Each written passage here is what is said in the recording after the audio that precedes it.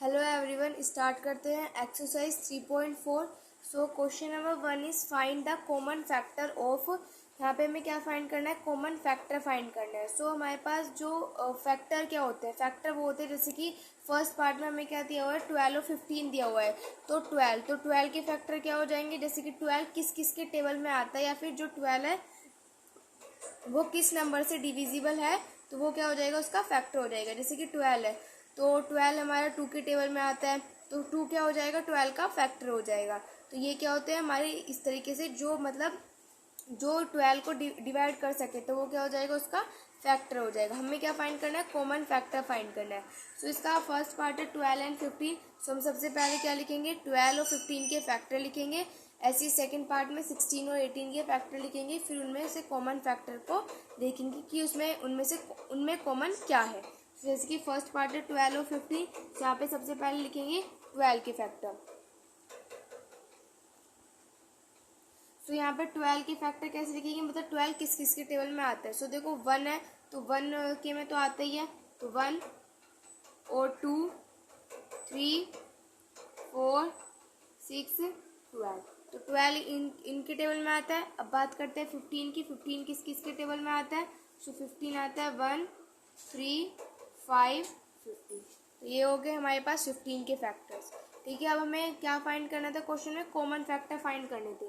सो C F, मैं यहाँ पे सी एफ लिख रही हूँ। तो सी मतलब कॉमन, एफ मतलब फैक्टर। आप इसको यहाँ पे फुल लिखोगे कॉमन फैक्टर। ठीक है, तो इसके में कॉमन फैक्टर क्या हो जाएगा?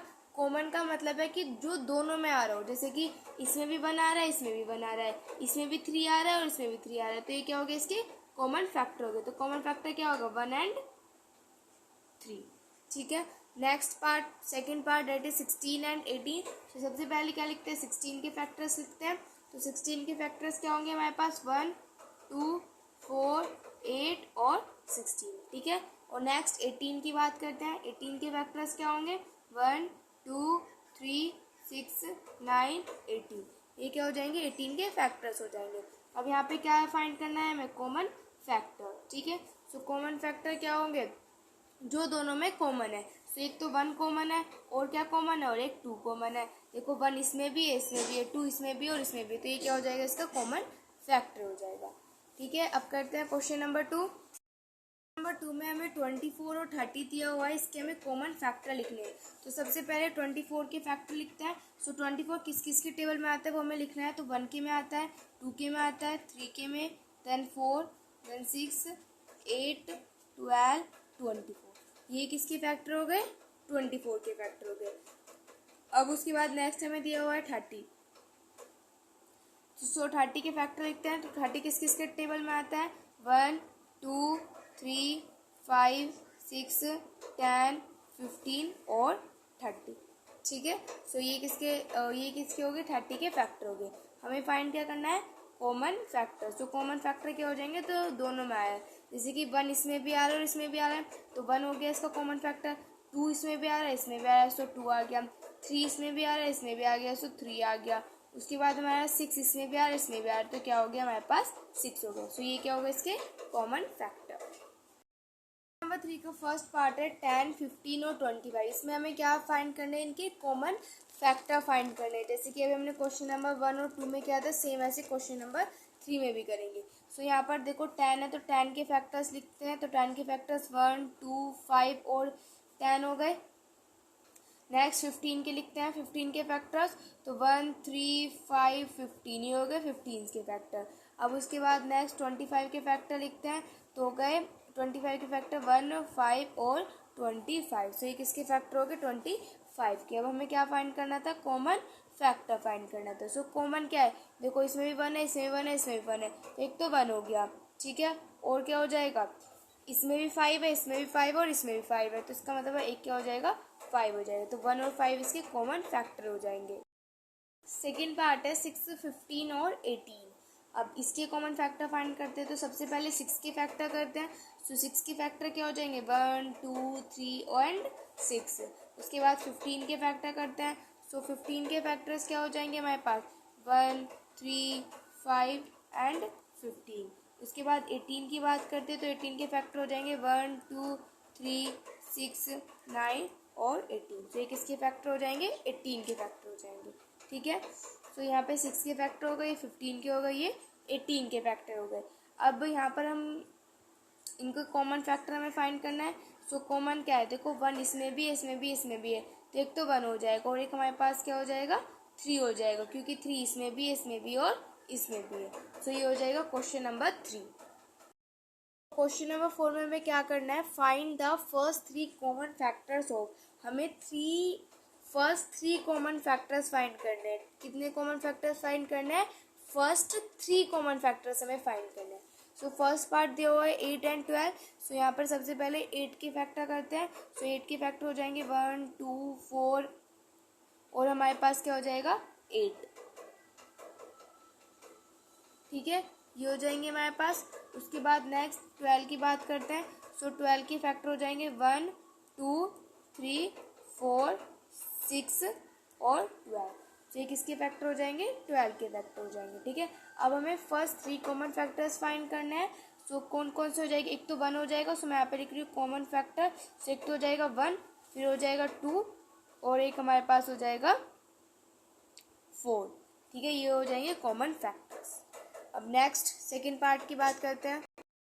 Second part is 9 and 15। 9 के फैक्टर करते हैं तो 1 3 और 9 हो जाएंगे। 15 के फैक्टर करते हैं सो क्या हो जाएगा 1 3 5 एंड 15। ये क्या हो जाएंगे, 15 के फैक्टर हो जाएंगे। ठीक है, तो यहाँ पे हमने 9 के फैक्टर लिखे और यहाँ पे हमने 15 के फैक्टर लिख लिए। अब यहाँ पे हमें फाइंड क्या करना है, कॉमन फैक्टर फाइंड करना है।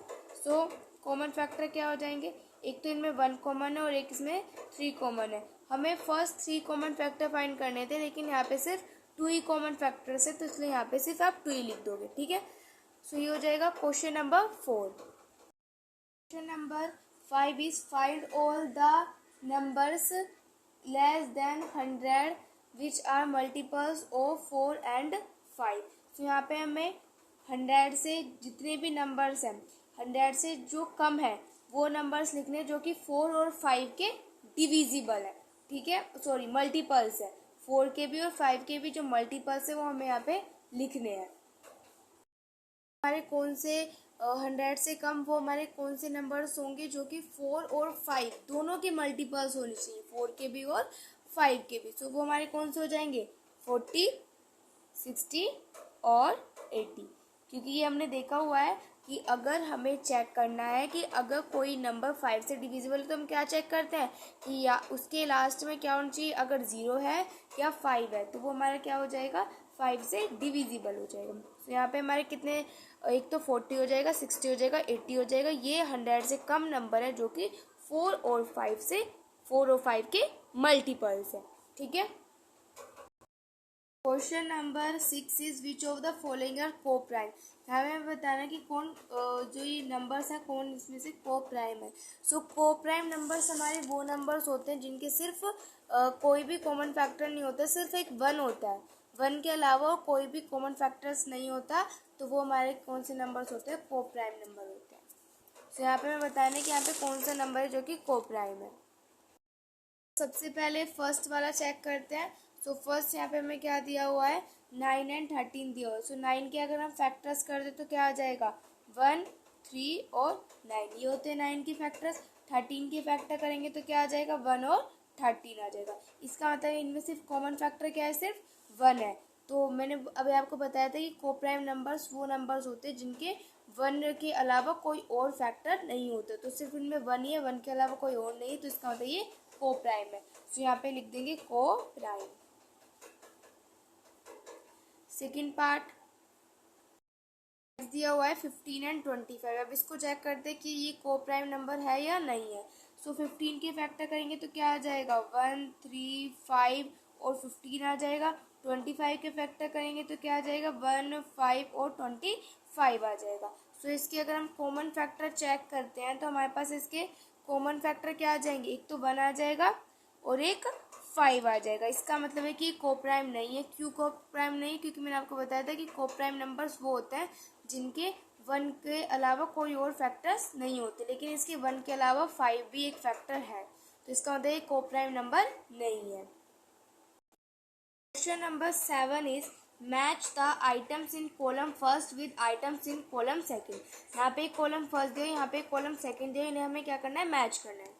सो देखो फर्स्ट पार्ट दिया कॉमन फैक्टर ऑफ 6 एंड 18 है। 6 और 18 के कॉमन फैक्टर क्या होंगे, तो अगर हम 6 और 8 के कॉमन फैक्टर्स करते हैं तो हमारे पास क्या आएंगे, 1 और 2 क्या होंगे, 6 और 8 के कॉमन फैक्टर्स होंगे। ठीक है, तो फर्स्ट का क्या हो जाएगा, डी हो जाएगा। सेकेंड है कॉमन फैक्टर ऑफ 16 एंड 20। 16 और 20 के कॉमन फैक्टर्स क्या होंगे, 1, 2 और 4 होंगे। तो इसका क्या हो जाएगा, ई हो जाएगा। नेक्स्ट है common multiples of 6 and 9 less than 30।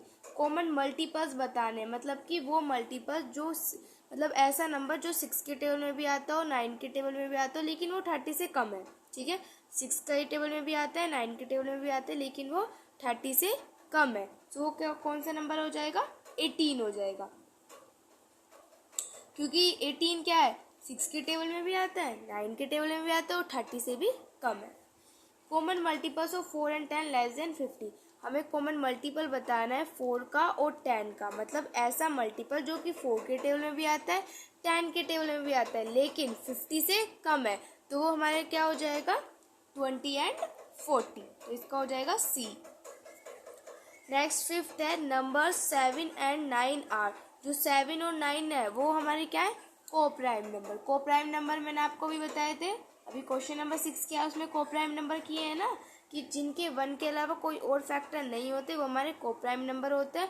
तो 7 और 9 के अगर हम कॉमन फैक्टर फाइंड करेंगे तो सिर्फ उनका सिर्फ 1 ही आएगा, 1 के अलावा वो कोई और कॉमन फैक्टर नहीं होगा। तो 7 और 9 के हो जाएंगे हमारे पास, को प्राइम नंबर हो जाएंगे।